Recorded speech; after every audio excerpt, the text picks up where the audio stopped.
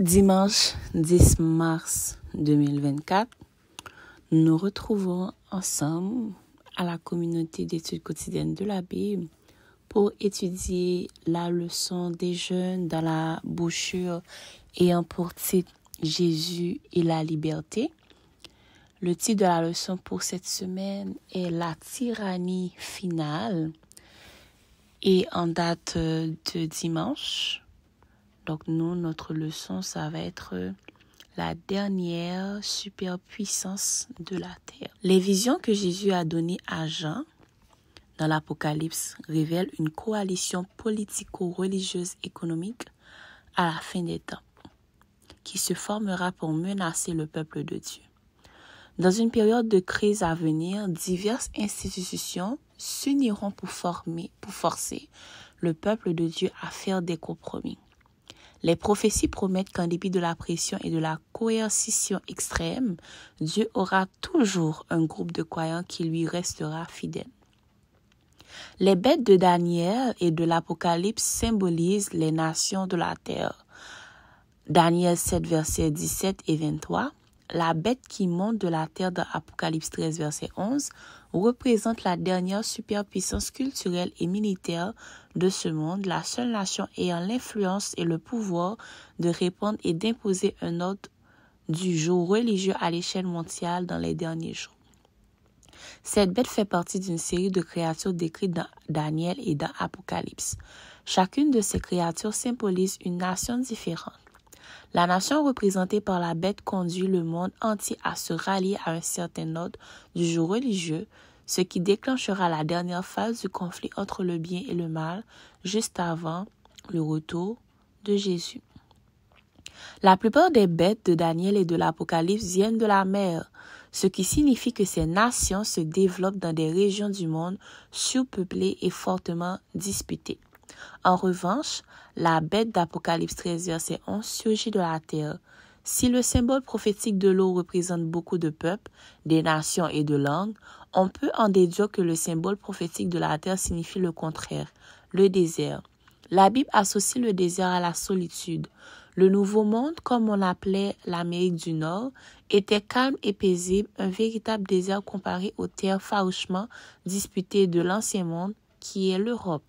En fait, la densité moyenne des populations, ce qui allait devenir les États-Unis, était inférieure à 10% de celle de la plupart des pays d'Europe, d'Asie ou d'Afrique. Les prédicateurs modernes proposent fréquemment toutes sortes d'explications pour le contrôle économique, les gérances du gouvernement et l'État totalitaire décrits dans la prophétie de la marque de la bête. Ces explications comprennent généralement des mises en garde sévères contre un État séculier qui prendrait le contrôle et imposerait des idéologies séculières à ses citoyens. Cependant, la plupart de ces théoriciens sortent ce passage de son contexte en ne tenant pas compte des versets précédents. Or, il est impossible de comprendre pleinement la crise de la marque de la bête si on ne considère pas aussi les événements qui conduisent finalement le monde à accepter cette fameuse marque. Les versets précédents décrivent un mouvement profondément religieux et un faux réveil qui prépare le terrain pour la tyrannie finale. La marque de la bête est une dispute religieuse sur la question de l'adoration. Il est plus impératif que jamais que les croyants étudient ces prophéties avec prière et dans une attitude d'humilité et qu'ils laissent les Écritures s'interpréter par elles-mêmes, de peur d'en arriver à des interprétations spéculatives et aveugles. Cette façon de laisser les Écritures s'interpréter par elles-mêmes fut une découverte incroyable pour les fondateurs du mouvement adventiste. Ils se rendirent compte que Miller et les autres avaient manqué de ce détail crucial. Selon la Bible, c'était le sanctuaire céleste qui devait être purifié et non la terre. Lévitique 16 devint soudain un chapitre extrêmement important pour les adventistes. En étudiant ce chapitre, ces étudiants de la prophétie biblique eurent un aperçu de l'œuvre de Jésus dans le sanctuaire céleste, une œuvre qui commença en 1844. Qu'est-ce que, en fait, cette lecture a pu nous éclairer quant à la dernière superpuissance de la terre? Premièrement, il faut souligner, il y a deux parallèles dans la Bible qu'on peut faire.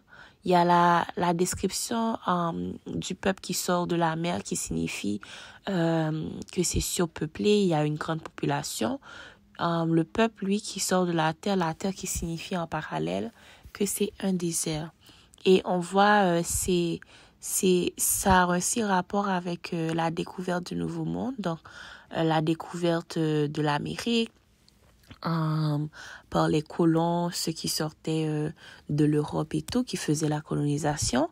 Et on voit avec tout ça, c'est que les prédicateurs modernes, en fait, ils vont interpréter des versets de la Bible d'une manière qui vont faire en sorte que beaucoup de personnes vont être en accord pour qu'il y ait un contrôle économique et aussi une ingérence de l'État dans les affaires de l'Église. Une des raisons pour lesquelles en tant qu'adventistes, on croit que l'État et l'Église doivent se séparer, c'est principalement parce que si dans le cas où l'État et l'Église ne font qu'un, les affaires courantes de l'Église ou les principes divins vont être changés dans les lois du pays.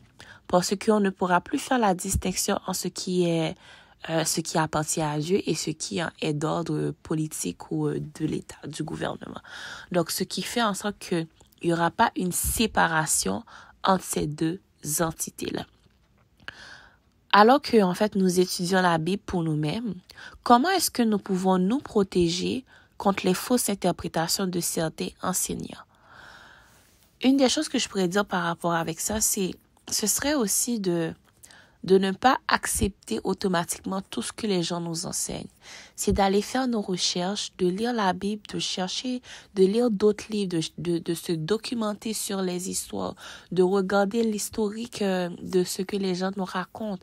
Et pour ceux qui le peuvent, exemple, quand on lit un verset dans la Bible pour vraiment comprendre son sens, mettez-vous dans le contexte. Dans quel contexte est-ce que ces paroles ont été dites?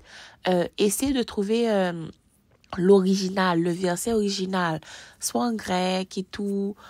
Et trouvez en fait des passages qui vont vous aider à mieux comprendre. Parfois dans la Bible, très souvent dans les versets de la Bible, exemple, un verset, il va avoir comme d'autres versets de référence où ce seront les mêmes mots, les mêmes paroles qui vont être dites, mais ça va être de manière différente. Peut-être que ça va vous aider de mieux comprendre. Et aussi, priez le Seigneur. Demandez à Dieu de vous donner le Saint-Esprit, que le Saint-Esprit puisse vraiment vous aider à comprendre sa parole. Et ça, c'est vraiment important. Et comment est-ce que la bête, on a vu ça dans la lecture, comment est-ce que la bête qui monte de la terre, donc dans le désert, incite en fait le monde à accepter une fausse adoration? Ils incitent le monde à accepter une fausse adoration, c'est en mettant des lois, en faisant en sorte que l'Église et l'État deviennent une seule entité. Et par rapport avec ça, en fait, ce qui va se passer, c'est que les faux enseignants, les personnes qui nous véhiculent des mauvaises doctrines, ils vont pouvoir utiliser en fait le pouvoir de l'État, donc le pouvoir législatif. Donc on sait que l'État est divisé en trois pouvoirs. On a l'exécutif, législatif et aussi judiciaire. Parfois, il y a d'autres qui vont dire qu'il y a un quatrième pouvoir, à savoir le journalisme, mais on parlera pas de ça. Mais nous, ce qui nous intéresse, c'est le pouvoir législatif. Donc, ce sont les personnes qui votent les lois, qui créent les lois et tout. Donc, à travers ces personnes-là, à travers ces assemblées-là, que ce soit la Chambre des communes, le Congrès, etc. Donc, on peut utiliser, en fait, l'Église va utiliser ses représentants qui nous donnent des mauvaises doctrines ou qui veulent nous faire accepter ces mauvaises doctrines. Ils vont utiliser ces instances-là, donc cette partie du pouvoir-là, pour créer des lois. Et une fois que ces lois seront adoptées, parce que l'Église et l'État ne feront que, donc si, exemple, nous n'acceptons pas ces lois-là, on n'aura pas comme une instance qui va pouvoir nous supporter, tout simplement parce que l'Église ne sera pas considérée comme tout seul. En fait, la liberté religieuse, en fait, elle sera bafouée à quelque part parce que la liberté religieuse elle sera définie par les critères que le gouvernement voudra nous faire valoir. Donc, c'était ça la leçon pour les jeunes d'aujourd'hui, en date du dimanche 10 mars, qui avait pour titre « La dernière superpuissance de la Terre ». Ma prière pour vous, c'est que Dieu puisse nous aider à reconnaître les fausses doctrines, à reconnaître en fait les fausses interprétations, à reconnaître les personnes qui ne viennent pas à nous de la part de Dieu et que le Saint-Esprit puisse vraiment nous aider dans notre cheminement avec Dieu. Merci d'avoir participé avec nous à la communauté d'études quotidiennes de la Bible pour la leçon des jeunes. Nous vous donnons rendez-vous demain pour une nouvelle leçon. Merci, au revoir.